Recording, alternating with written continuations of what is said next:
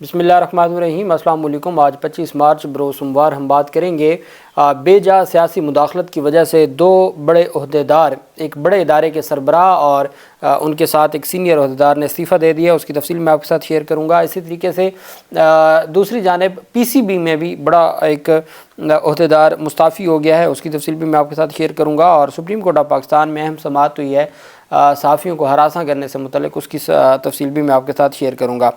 سب سے پہلے میں آپ کو بتاتا چلوں کہ عدالت عالیہ بلوچستان، جو بلوچستان ہائی کورٹ کے اپیلیٹ ٹرائبونل تھے، اس کی جانب سے دو فیصلوں پر فیصلہ محفوظ کیا گیا تھا، دو اپیلوں پر سینٹ انتخابات کے حوالے سے۔ تو دونوں اپیلیں منظور کر لی گئی ہیں۔ بلوچستان ہائی کورٹ میں قائم الیکشن ٹرائبونل نے ٹیکنوکریٹ کی نشست پر پاکستان پیپلز پارٹی، نون لیگی اور آزاد امیدوار کو الیکشن لڑنے کی اجازت دے دی ہے۔ جسٹس نذیر احمد لانگو صاحب نے فیصلہ سنایا۔ الیکشن ٹرائبونل نے ٹیکنوکریٹس کی نشست پر پیپلز پارٹی کے بلال مندوخیل کو الیکشن لڑنے کی اجازت دے دی۔ الیکشن ٹرائبونل نے نون لیگ کے امیدوار مصلح الدین کو بھی ٹیکنوکریٹ کی نشست پر الیکشن لڑنے کی اجازت دے دی۔ ٹرائبونل نے ٹیکنوکریٹ کی نشست پر آزاد امیدوار امجد علی صدیقی کو بھی الیکشن لڑنے کی اجازت دے دی، اور یہ فیصلہ سامنے آیا ہے۔ 3 کی 3 اپیلیں بلوچستان ہائی کورٹ کے اپیلیٹ ٹرائبونل نے سینٹ انتخابات کے حوالے سے منظور کر لی ہیں۔ دوسری طرف سپریم کورٹ آف پاکستان میں اہم کیس کی آج سماعت تھی، اور سپریم کورٹ آف پاکستان میں چیف جسٹس قاضی فیاض عیسیٰ صاحب کی سربراہی میں 3 رکنی بینچ تھا۔ صحافیوں سے متعلق آپ جانتے ہیں کہ 13 جنوری کا جو بلے کے نشان سے متعلق فیصلہ تھا، اور اس میں جنہوں نے تنقید کی تھی، پازیٹیو یا جو بھی تنقید کی گئی تھی، اس پر باقاعدہ طور پر میرے سمیت 65 صحافیوں کو اور سوشل میڈیا ایکٹیوسٹ کو نوٹس جاری کیے گئے تھے FIA کی جانب سے۔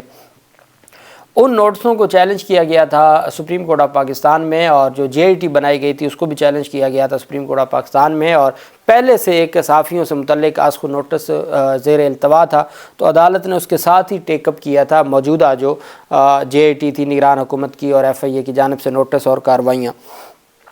سپریم کورٹ نے وفاقی تحقیقاتی ادارے کی جانب سے صحافیوں کو جاری نوٹسز سے متعلق کیس کی سماعت کے دوران چیف جسٹس نے ریمارکس کی کہ پاکستان میں میڈیا اور صحافیوں کے ساتھ کیا ہوا ہے، اس پر تو کتابیں لکھی جا سکتی ہیں۔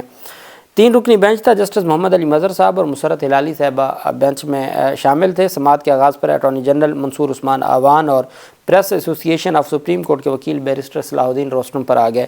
چیف جسٹس نے ریمارکس دیا کہ اس کیس کی تاریخ پہلے دیکھ لیتے ہیں۔ 2 رکنی بینچ نے 2021 میں نوٹس لیا تھا، اس وقت یہ معاملہ حل ہو جاتا تو آج آپ کو یہ دن نہ دیکھنا پڑتے۔ اس وقت یہ معاملہ 2 رکنی سے 5 رکنی بینچ کے سامنے چلا گیا۔ کہا گیا صرف چیف جسٹس وہ موٹو لے سکتے ہیں، وہ معاملہ FIA نوٹس ملنے سے زیادہ سنگین تھا۔ بیرسٹر صلاح الدین نے کہا کہ دونوں معاملات کی اپنی اپنی سنگینی ہے۔ چیف جسٹس نے کہا کہ جو 2021 میں جس پر قاضی فیاض عیسیٰ نے اس کو نوٹس لیا تھا وہ زیادہ سنگین تھا، اب جو صحافیوں کو FIA کے نوٹس بھیجیں اس سے زیادہ۔ تو بیرسٹر صلاح الدین نے کہا کہ جناب دونوں کی اپنی اپنی سنگین صورتحال ہے۔ چیف جسٹس نے ریمارکس دی کہ دونوں ایک جیسے سنگین نہیں ہیں۔ کہہ سکتے FIA نوٹس مکمل غیر قانونی بھی ہو، چیلنج ہو سکتے ہیں، الزام تو لگایا جاتا ہے مگر عدالت پیش ہو کر موقف نہیں دیا جاتا۔ چیف جسٹس نے ایڈوکیٹ حیدر وحید سے مکالمہ کرتے ہوئے ریمارکس دی کہ آپ میڈیا ریگولیشن کی بات کر رہے ہیں، ہم عدالت کو استعمال نہیں ہونے دیں گے، اس عدالت کو کسی کو استعمال کرنے کی اجازت نہیں دیں گے۔ کہ آپ فریڈم آف پریس کا کیس ہے یا کوئی اور ایجنڈا لے کر آئے ہیں۔ انہوں نے استفسار کیا کہ عمران شفقت کے خلاف FIR کس دور حکومت میں ہوئی۔ اٹارنی جنرل نے جواب دیا کہ اس وقت عمران خان کی حکومت تھی۔ عمران شفقت نے ریاستی اداروں اور عہدیداروں کے بارے میں ویلاگ کیے تھے۔ چیف جسٹس نے ریمارکس دیا کہ ہم بھی جانتے ہیں کہ FIR کیسے ہوتی ہے، لوگ تاریخ بھول جاتے ہیں کہ اس وقت کس کی حکومت تھی، لوگوں کو آج سے مسئلہ ہے۔ انہوں نے استفسار کیا کہ عمران شفقت پر کوئی ٹھوس کیس ہے، کوئی سنجیدہ جرم تھا یا پھر صرف تنگ کرنے کے لیے FIR کاٹی گئی۔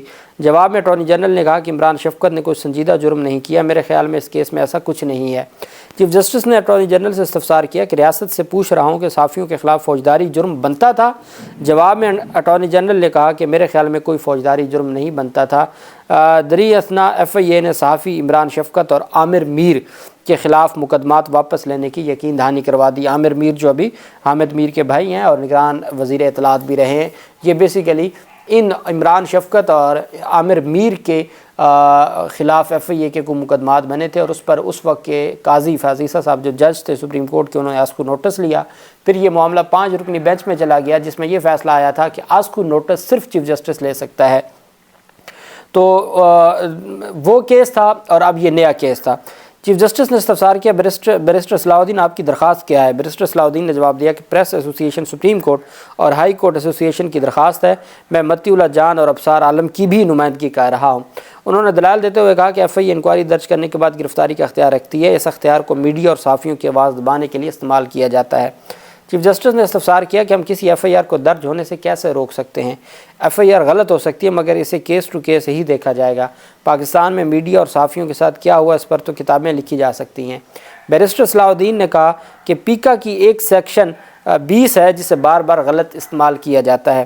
عدالت نے صحافیوں کو ہراساں کرنے کے خلاف کیس کی سماعت 27 مارچ تک ملتوی کر دی، اور جو ماضی میں جو پاکستان تحریک انصاف کے دور حکومت میں یا اس سے بھی پہلے کوئی اکا دکا واقعات تھے اس کے اوپر تو عدالت نے آج ہی صحافیوں کے خلاف جو مقدمات واپس لینے کا حکم دے دیا، چونکہ ایف آئی اے نے خود کہہ دیا کہ وہ عامر میر یا عمران شفقت کے خلاف کارروائی آگے نہیں بڑھانا چاہتے۔ باقیوں کی حد تک جو معاملہ ہے وہ پھر 27 مارچ تک عدالت نے ملتوی کر دیا۔ پاکستان کرکٹ بورڈ کے ڈائریکٹر کمرشل نے استعفیٰ دے دیا ہے۔ پی سی بی کے اب جو حکمرانی دی گئی ہے محسن نقوی کو، محسن نقوی وزیر داخلہ بھی ہیں اور بھی کمیٹیوں کے سربراہ ہیں، اور وہ پی سی بی کے بھی چیئرمین ہیں۔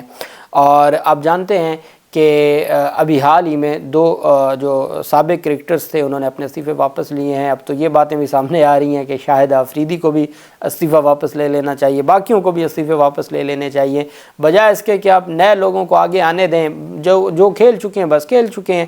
لیکن چونکہ ایک نظام ہے ایسی چلتا جا رہا ہے، کسی کے پاس عہدہ ہوتا ہے تو اس وقت کچھ لوگ فیوریٹ ہوتے ہیں، کچھ کھلاڑی فیوریٹ ہوتے ہیں، پھر دوسری عہدے میں یا دوسری حکمرانی میں دور اقتدار میں دوسرے لوگ فیوریٹ ہوتے ہیں۔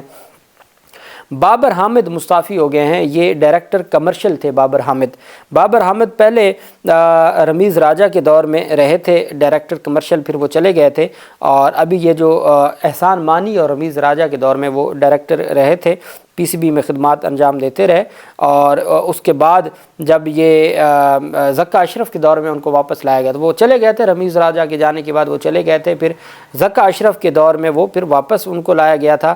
تو اب انہوں نے دوبارہ محسن نقوی نے جیسے ہی چارج سنبھالا ہے اور اپنی ذمہ داریاں سنبھالی ہیں، محسن نقوی نے تمام ڈائریکٹر سے ملاقات کر کے بریفنگ لی تھی اور بابر حامد سے مطالبہ کیا تھا کہ پی سی بی کے ریونیو میں اضافہ کیا جائے۔ بابر حامد کے بارے میں یہ بھی اطلاعات ہیں کہ وہ پی سی بی کے دوسرے پلیٹ فارم پر بھی اپنی سروسز دے رہے تھے، اور اس بنیاد پر انہوں نے استعفیٰ دے دیا ہے۔ اب جو بھی ہے، لیکن چونکہ تبدیلی آئی ہے کمان میں تو اس بنیاد پر یہ استعفیٰ سامنے آیا ہے۔ سب سے جو دل دہلا دینے والی خبر ہے وہ ایچیسن کالج ہے، اور برصغیر کا ایک نہ صرف تاریخی بلکہ ایک معیار پر پورا اترنے والا کالج ہے، اور عمران خان جیسے لوگ وہاں سے پڑھے ہیں، لیکن بدقسمتی یہ ہے کہ ہمارے ملک میں کسی بھی ادارے کو بچنے نہیں دیا گیا، ہر ادارے کو تباہ کرنے کا ٹھیکہ لیا جا چکا ہے۔ ایچیسن سے یہ خبر آئی، عاد چیمہ جو اس وقت بھی میرے خیال میں وفاقی وزیر ہیں، وہ پی ڈی ایم کی حکومت میں بھی وفاقی وزیر تھے، وہ شہباز شریف کے پرنسپل سیکرٹری تھے، پھر وہ شہباز شریف کے ساتھ شریک ملزم تھے مختلف ریفرنسوں میں، جیل میں بھی کافی عرصہ رہے، پھر اس کے بعد وہ پی ڈی ایم کی حکومت میں بھی بڑے عہدے پہ رہے، اور پھر نگران حکومت میں بھی عہدے پہ رہے، اور اب وہ دوبارہ شہباز شریف کے ساتھ وہ عہدے پر ہیں۔